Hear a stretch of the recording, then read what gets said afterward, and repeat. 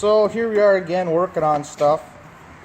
This here is my friend Keith's 03 Ford Super Duty F250. And I'm not done with this Focus yet. I don't know if the video will make it up of this before this or not. I've got my Talon in here, the 90, because I'm going to be selling the wheels off of it. Supposedly, possibly, not 100% sure. But what we're doing here today, or we're going to try to do, is put on this, here's the part number, the AFE Power Blade Runner manifold kit, or whatever they want to call it. It's your, what do they call these?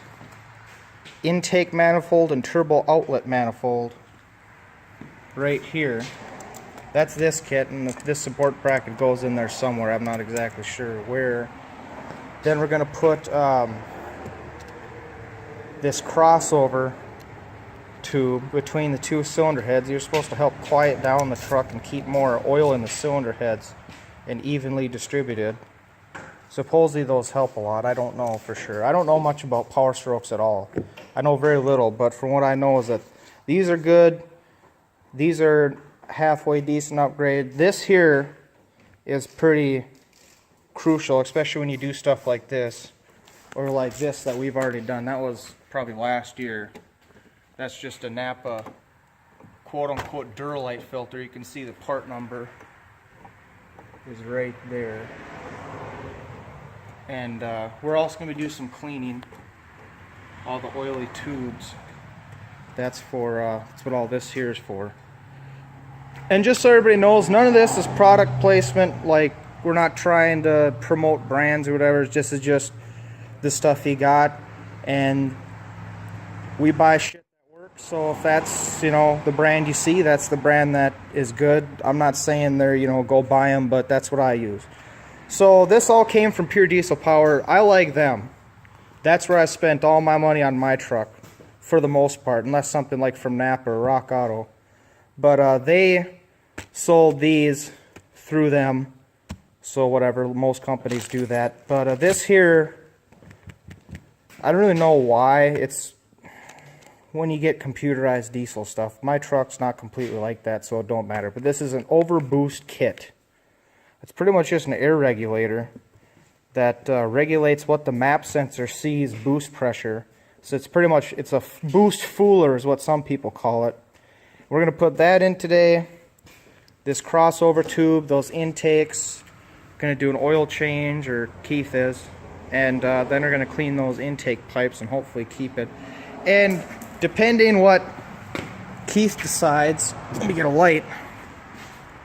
I don't know if I've talked him into it yet, but they call it the CCV or something like that. The crankcase vent is what that's why I think they call it the CCV, if they do.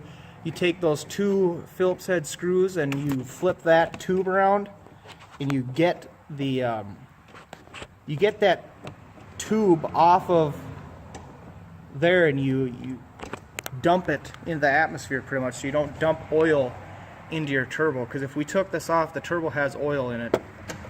Not a lot, but it's enough to just, it's kind of nasty. And then it puts oil through the rest of your system, because once it gets through the turbo, it pretty much aerates it, and then it gets through the whole entire intercooler and everything, and that hurts airflow.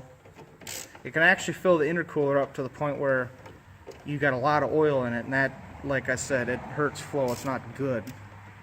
So we're at now, I get the batteries disconnected. These are 10 mils. Those are for your map sensor, which is tucked up. Here's the connector. You just slide this down and then press down on that and it comes off. The map sensor's tucked up over there. This here is an 8mm with this little ceramic piece. You're going to want to save that. That's for your little heater. The same with this 8mm. That comes off. If you drop the bolt, don't be too worried, because there's a huge valley down below. Those clamps down there are 8mm. That one up there, the V-band, is 8mm, and there's two on the other side. Those are 8mm. And I think those ones right there, the one with the blue cap, I think those are 10s. But we're just working on getting the intake manifold, the two off. Keeps dropping parts, but that's okay. Just don't forget to disconnect your batteries, because if you don't, you're probably going to arc yourself with that grid heater setup. So yeah, we got a lot to clean. Also, for the that bad boy right there, I believe those are 10. They're either 10 or 8 millimeter. I think they're 10 millimeter clamps. What we did is we took the back clamp off and left it on the intercooler, took the front one loose, and then we took both clamps off and slid it onto the intake manifold, and then the coupler just allows it to squeeze next to, up and over the transfill, and then the cowl. And that's all I need to do to get that off. We'll get back to you guys when we got this manifold off. So as you can see, we got the intake manifold off. This is it here. You're gonna need to take all the clamps loose, and what worked for us was probably a 2-pound rubber mallet. Just whacked it. You're gonna need to disconnect this sensor. Just grab it, pull it, and then a vacuum line and another. It's a rubber. Just push on. I'm not sure what this is for. It's probably to hold wires. And yeah, she's really oily under here. See if I can get on this truck without falling on my ass. She's really oily down there. We kind of suspect that the gasket for that inlet there into the engine is bad. But we don't have one, so we're just going to clean it and replace it some other time. Now we just got to decipher which of these plugs. I believe it's that one there and that shiny one there. But we're just going to do some cleaning on this here and then get back to you guys. This is where we're at now. You can see we just got most of the valve cover cleaned and just areas around the plugs. You can see there is the one plug for the crossover. There's the other plug for the crossover. They are going to leak oil, so throw some rags under there. We're not completely done cleaning, but we want to at least get the crossover tube in place. So that's what we're going to work on next. And if you got an 03 Powerstroke, I'm not sure about other years, but your plugs for where the crossover tube will go are a 16 millimeter. So far we've used 8, 10, and a 16. There may have been a 7 on a hose clamp, but that's about it. So far so good. Been pretty simple. We may not do the CCV mod and switch it around just because we don't have any hose, but that's something you can get to by just taking your intake off with these two 7 millimeters or 8 millimeters right here. Just take those off and the whole intake comes off. It's really simple. So we're going to try and get that crossover tube in here quick and then move on to the rest of the intake. Yep. So here's a tip. Clean your sockets out. I don't know if you guys can see in there. It's nice and clean now. But not this, all this, just this area here is what came out of the socket. And then put some brake clean on the rag and stick it inside and twirl it around. Because this is all that came out just wiping it. Because you don't, like something like this it's direct oil pressure from the head. You don't want to get dirt into it, especially because it's so small. It falls right inside your socket when you're installing it. So clean it beforehand just to save yourself the possibility of contaminating your oil or the tube or causing yourself issues. That's just something I wanted to remind you. And this is what we're doing to clean clamps. We're just putting it Purple Power concentrated. Again, not paid by Purple Power or anything. It's just, it works good. We've used it on Keith, we've used it on his vehicles before. I used it on my vehicles whenever. I've actually got like 3 5-gallon things of it sitting out in the shed out back. But yeah, we're not doing much else, just kind of taking our time on this. Cleaning and such. Gotta try and get that line in quick. So as you can see, we have the line back on. If I can get this out of the way, you put that adapter in, and then over here same deal. You're going to use a 16 socket to put them in. I mean, if you can do that if you want, but we found that we didn't have 16mm socket or wrench, so we had to use a 5/8 on the adapter fitting with the O-ring, and then a 9/16 on the actual hose end. And this is the orientation you want, because you don't want it to touch the turbo, which this is close here, but it shouldn't touch it. Plus it's got enough where it shouldn't matter. Plus this is the compressor side. If that gives you an issue, just reposition it. I don't think we'll have a problem. But that's pretty much how you want it positioned. You don't want it in the way of this. You don't want it touching the turbo. It's not touching the turbo, it's close, but we probably got a good, I don't know, 1/8 inch or better. And one other, I guess, my hint or piece of advice is lube the O-rings before you put them in. They are going into an open oiled hole, and the oil holes will leak oil until you put the adapters in. But I'd just like to put clean oil on just because. Pet peeve type thing, I don't know. It's just, don't install anything dry. Oil filter gasket, fuel filter, I don't like doing any of them dry. Some say you're supposed to, but whatever. The other thing they say in the information for how to do these, it's on the back of this you're going to get, dieselsite.com. It tells you, do not use Teflon tape, replace after a year. I don't know if you actually have to replace them after a year. So, what you want to do is install O-ring fittings and tighten them snugly into ports. Tighten until they bottom out. There are no torque settings for this. When it stops, it's tight. Do not over tighten. Route the holes between the turbo and the intake crossover manifold while making sure it does not touch the turbo. Reattach the hose to the O-ring fittings. Tighten the fittings using 2 wrenches. And that's where I said use the 5/8 on the bottom adapter and the 9/16 on the actual hose itself. From there, place a run wrench on the hose and fit in, and one on the O-ring fitting as you tighten the hose. The fittings must be tight, not just snug. If they leak after startup, tighten them down some more. There are no torque settings. So I just cleaned the hose ends. The adapter is really good, and I'm going to watch oil. We're going to start it before Keith does his oil change. And if there's any oil that shows up, we're just going to tighten them down again. Because any kind of a leak will be your, obvious, like, it's been leaking. Excuse my language, but yeah, it's pretty much all you got to do. Keep an eye on them.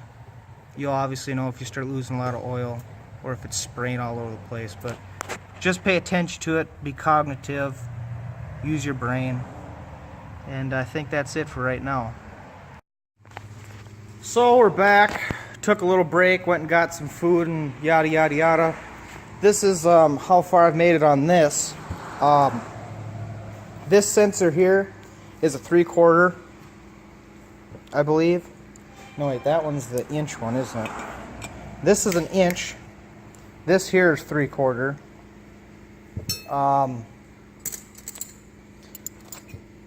This bad boy here, the 90 degree, is a 3/8, and the smaller one is a 1/2 inch. These here, this isn't going to be any use to you guys. I don't know what size this is. Probably like an 1/8 inch, 1/4 inch. I don't know. Probably like an 1/8 or so. But we've got. They said to use Teflon tape. We use the yellow gas line, PTFE. It's supposed to be good for oil and gas, so I figured diesel fuel won't affect it. Not that it's going to see diesel fuel, but it will see oil coming in, and it's a petroleum product, so I figured we're good to go. Keith's got all the clamps pretty much 100% clean, along with the boots that we could pull off. So we just got to get those installed. We're actually putting this bracket in right now. And when I get back up here, I'll show you guys where the bolts are. There's actually 2 sets, and we cleaned the wrong ones to begin with, so we actually have to get the other holes cleaned out, because it's just caked in oil under there. And if you're installing this too, I believe Keith's got this set up right. Yeah, that's how it goes. I believe you mount it like this. I've got the mount on upside down. But there's an arrow here. And this is your map sensor. So this will be on the passenger side of the truck. This will be over in that area. This will go up on the firewall, and then this, I'm not sure where that goes. There's some kind of a computer input piece, I believe. Or no, it's off the turbo, I believe. So anyway, I'm going to get up on the truck and show you guys where those other holes are after I blow them out. So here we are up on top of the truck. Turbo is there. You look down and you would think that the mount goes on those holes because that's what it shows in the instructions. But it's actually not those in the instructions that you see. It's the ones down here underneath this wiring harness. Those are the 3 ACE ones, I believe. So I got to blow those out, clean up that pool of brake clean, and then we should have her in there. Just so everybody knows, this is how the bracket mounts. It just kind of picks its own spot. I think they slot that just for intake manifold, or the plenum, I guess. Or are those the heads? I don't know. Probably just for hole placement over the years they were made. They probably are different. And then this sensor here, off the turbo, way to install it is to flip the clip forward and then install it, and then you can clip it back down. It's the easiest way to do that. If you guys didn't see that, you install it with the clip almost like this, then pull it back to push it on, then push it down to push her down so she's installed. And there's your line. That's how you want your line to be, out of the way. Actually, we're going to have to tweak that a little bit. Going to have to move that line a little. Yeah, you don't want this in the way of this here, so we're going to have to tweak that a bit. Otherwise, that's about how it should look. We'll report back when we get the lower intake piece on. So here we are some odd hours later. It's almost 10 o'clock, or maybe it is already 10 o'clock, and I can tell, honestly, to AFE, I am not impressed. You maybe can't tell in video, but this is just one fine example of their fitment. There's nothing we can do about that clamp. That's just how they have everything arranged. These lower clamps would not go on correctly at all. The bottom clamp on that coupler is doing the exact same thing as that, crooked, barely hanging on. For the lower intake, you probably can't see it, but in the back, you can see this bracket here that is supposed to hold the lower intake in place is completely off. It looks correct here, but I can tell you from experience that it is too far to the driver's side of the truck. To make it work, it would have to get bent easily 1/8 of an inch towards the passenger side and towards the front of the truck. It is very off, and at the angle it's at now, when you bolt it on, it pulls the lower intake too far back that you can't even bolt it in pretty much. You cannot tighten the clamps whatsoever. So with that being said, at some point in time we're going to modify the bracket and make it work. But what a fail. Not impressed with AFE at all.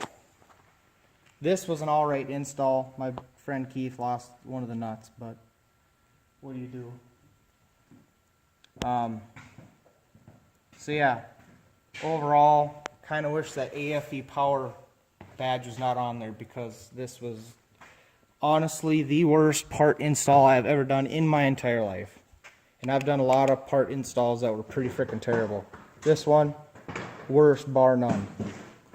So I hope this was some kind of entertainment. Literally the whole day just to install an intake that they said takes, what, an hour, 45 minutes? An hour, 45 minutes took us from like 3 o'clock in the afternoon till almost 10 or 10 o'clock. Just ridiculous. But If you want to see more on this truck and us throwing wrenches, or more on that piece of crap, or that piece of crap, subscribe and shit like that. Because I'm sure there'll be plenty of fuckery to follow. Thanks.